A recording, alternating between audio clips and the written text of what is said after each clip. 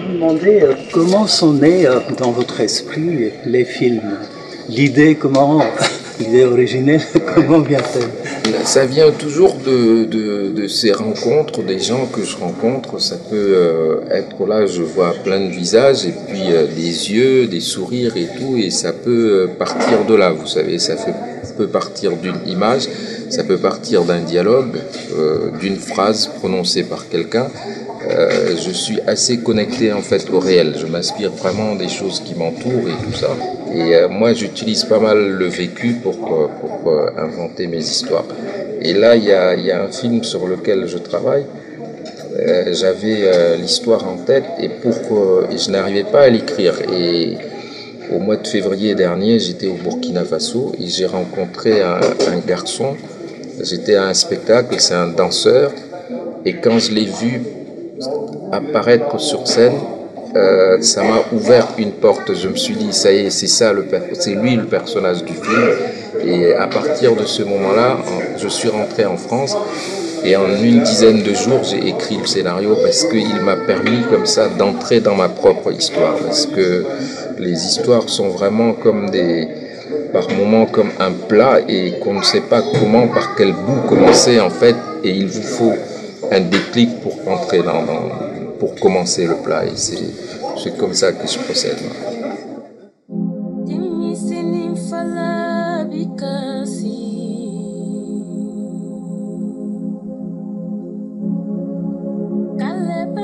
J'aime bien les films qui, à un moment donné, résonnent dans ma tête grâce à des dialogues. Je me souviens d'eux comme on se souvient de certaines phrases, de certains romans qui nous marquent. Et je n'aime pas en fait que le dialogue soit tout simplement quelque chose pour faire passer des informations, mais qu'à un moment donné, il faut utiliser cela avec beaucoup de parcimonie. Moi, je viens d'une culture orale qui est assez bavarde, mais à un moment donné, cette parole-là, il me semble qu'elle est dévoyée, elle est utilisée juste en fait pour du lien social, et que cette parole-là, il faut, comme disent les griots, savoir la décortiquer à un moment donné, et donc j'en fais une économie et ça me permet en fait de travailler le cinéma par son langage propre qui ce sont d'abord les images, et si j'arrive à raconter une scène sans mettre de dialogue, je suis très très content parce que les dialogues c'est vraiment comme des béquilles. Quand on n'arrive pas à trouver son équilibre, on les utilise, mais il ne faut pas en abuser. Et moi, je préfère plutôt faire des films où la parole a du poids, en fait. Voilà, on parle parce qu'à un moment donné, c'est indispensable, c'est nécessaire, et ça fait mouche, quoi. Je pense moins on parle, plus la chose devient importante et tout le monde se met un peu à l'écoute, quoi, des quelques paroles qu'on met dans le film. Et moi, j'aime bien les silences et j'aime bien peut-être laisser au spectateur la possibilité de deviner tout ce qui trotte en fait dans la tête de quelqu'un. On a tous, à un moment donné dans la vie, des moments où on n'arrive pas à exprimer avec des mots ce qu'on a en fait à l'intérieur de soi. On a chacun ses petits secrets, des choses qui sont indicibles. Et c'est ces moments en fait indicibles que j'aime bien fixer, partager avec le public, comme si le personnage était dans l'impossibilité de dire ce qui est en lui.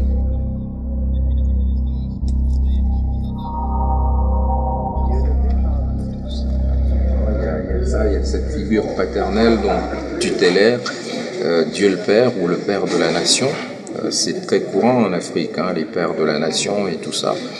Et c'est comment, à un moment donné, ils impriment une marque sur le destin de la progéniture, et par moments ou souvent, en fait, ils ne répondent pas au sens de la responsabilité, parce que le mot responsabilité vient du latin respondere, qui veut dire tout simplement répondre, et être irresponsable, je l'utilise d'ailleurs dans Abuna, c'est de refuser en fait ou être incapable de répondre à la question. C'est d'ailleurs comme ça que en justice, quand on dit que telle personne n'est pas responsable de ses actes, ça veut dire qu'elle n'est pas du tout, on ne peut pas la condamner, elle est malade, elle est handicapée, elle est tout ce qu'on veut. Et je pense que ça c'est la grande question En Afrique, parce que vous savez qu'il y a dans certaines sociétés en Afrique, pas mal même, on ne répond jamais quand on ne peut pas dire non. Donc quand vous demandez quelque chose à quelqu'un, s'il devait vous répondre par la négative, il ne le ferait pas.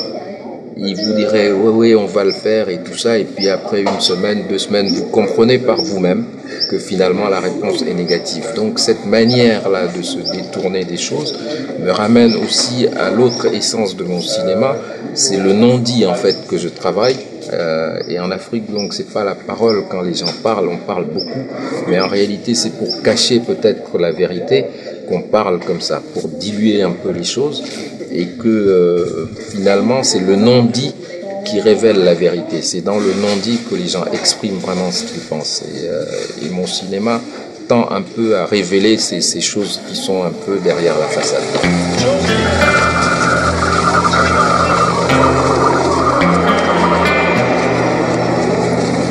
Je me soustrais de tout ce cinéma qui fait de la mort d'un homme quelque chose de banal, de spectaculaire. Et moi, je suis passé par la guerre, j'ai été blessé, je ne pouvais pas marcher, il a fallu que mon père me porte sur une brouette et tout ça.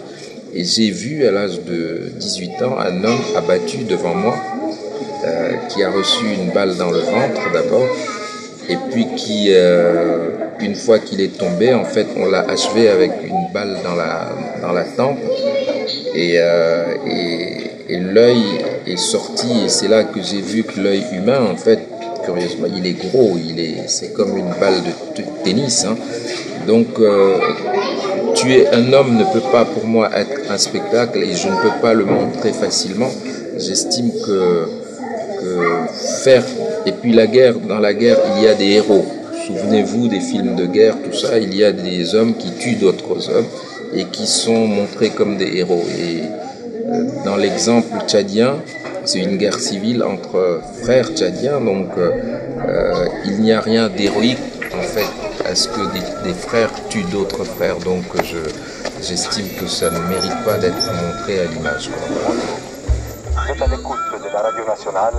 Tout le monde attend aujourd'hui. Comme je l'ai dit tout à l'heure, comme toute création est liée à la mémoire, en France j'ai tissé une mémoire, et cette mémoire-là, à un moment donné, il va bien falloir que je la visite. Donc j'aimerais bien tourner quelque chose en France, mais je me dis qu'au Tchad, comme vous ne voyez pas beaucoup de films venant du Tchad, c'est un pays qui est absent complètement de l'écran mondial du cinéma. Et c'est important donc de raconter un pays complètement invisible. Donc je me fais un devoir un peu de raconter mon pays. Mais mon prochain film va se dérouler à Dakar, au Sénégal, avec des comédiens français et africains, avec notamment Louis Garrel, Jacques Perrin, et peut-être même des comédiens, un comédien américain, un comédien anglais. Donc j'ouvre petit à petit à mon rythme, quoi. Je vais vers d'autres choses, j'explore de nouveaux territoires, tout ça. Et je vous donne rendez-vous dans quelques années avec un film donc fait en France sans doute. Voilà.